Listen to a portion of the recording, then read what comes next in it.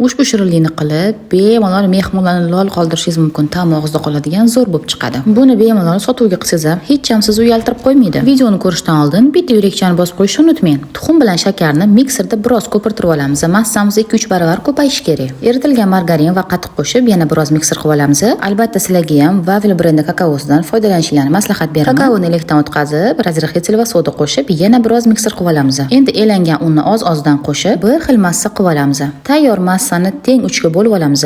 Listga pergament qog'oz qo'yib, xuddi shu ko'rinishda tekislab olamiz. 180 gradusda 10 minut davomida pishirib olsak yetadi. Endi kremiga qaymoq va quyultirilgan sutdan foydalanamiz. Krem holati xuddi shu ko'rinishda quyuqqina bo'lishi kerak. Pishib chiqqan ko'rishlarni chetini xuddi shu ko'rinishda kesib olamiz. Chetdan chiqqan joylarni, ortiqchalarini xuddi shu ko'rinishda maydalab olamiz.